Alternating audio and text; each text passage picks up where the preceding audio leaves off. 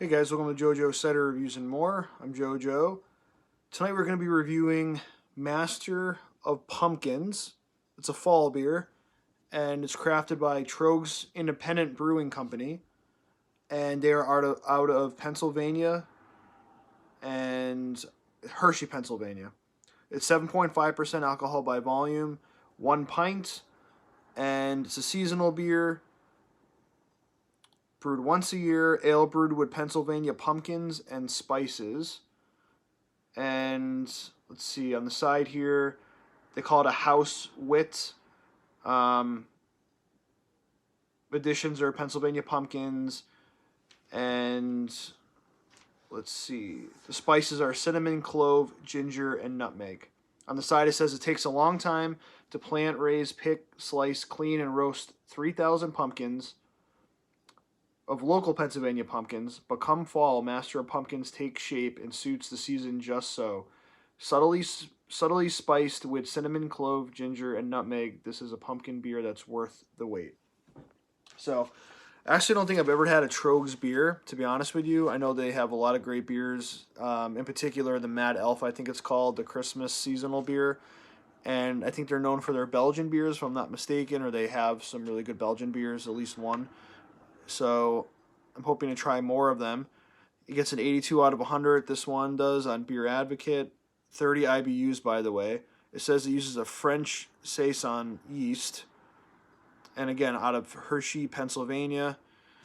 The side of the can says to serve with a chalice. So that's what I have. I have a chalice here.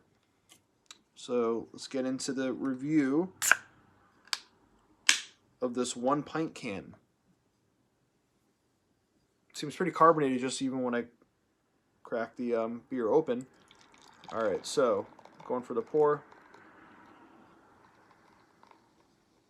Looks like a pumpkin beer.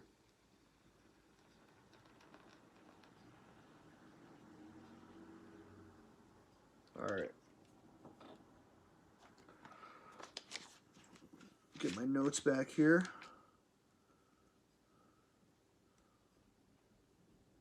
Yeah, they list it. By the way, Beer Advocate lists this as a pumpkin beer, not like a Belgian beer, but a pumpkin beer. It smells. Let's get into the appearance real quick.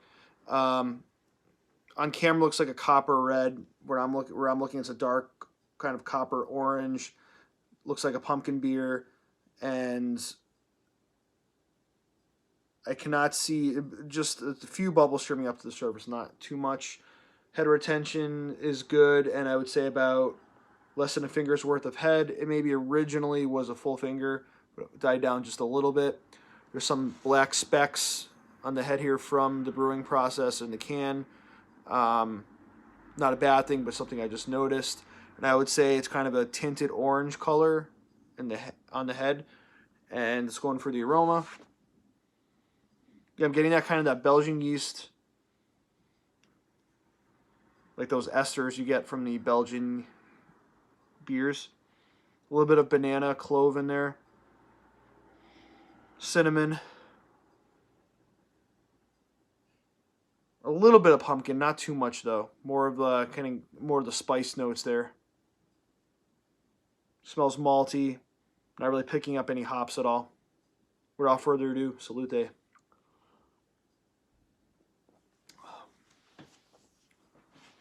Good amount of bitterness there.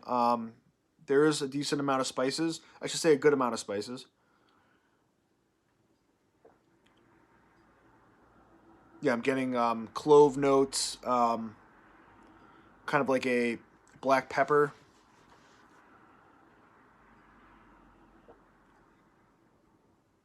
Getting more of a pumpkin kind of, almost like a squash vegetation type of flavor there. Like a, kind of reminds me of the fall, autumn, like harvest type of thing, if you will.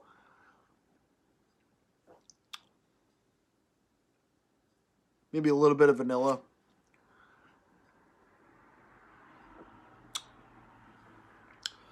Mouthfeel is just under medium, I would say. The higher end of light. Sessionability is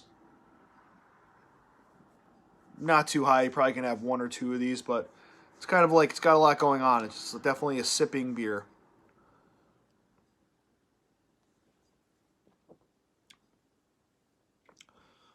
The finish is dry, and there's a lot of spice on the finish.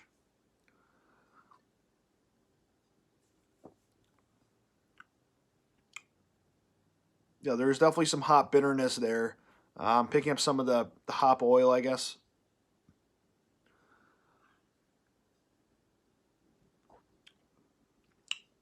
A little bit of lacing, not too much.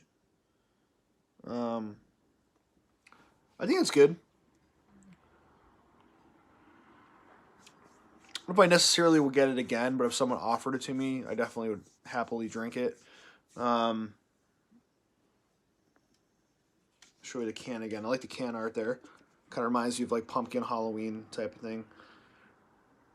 Again, this is made with Pennsylvania pumpkins and spices. Once a year, 1 pint can. Pennsylvania pumpkins are added in. They recommend serving with a chalice. 3,000 pounds of local Pennsylvania pumpkins. Cinnamon clove. Definitely, yeah, I guess I'm getting the cinnamon now. You mention it. Ginger, not too much ginger. Nutmeg, yeah, I'm getting a nutmeg clove flavor in it on the palate. For a score, I'll go 84 out of 100. I think Beer Advocate gave it an 82. I'll go slightly higher than that. I don't think it's necessarily outstanding. I do think it's good, though. I would recommend it, although I won't necessarily go out and get it again, but I'll happily drink. Had one before. I think I have one or two left in the fridge. I realize it's a few months past the fall, but I wanted to still review it. I'm a little backed up on the reviews. So anyways, appreciate you guys watching. Until next time, salute.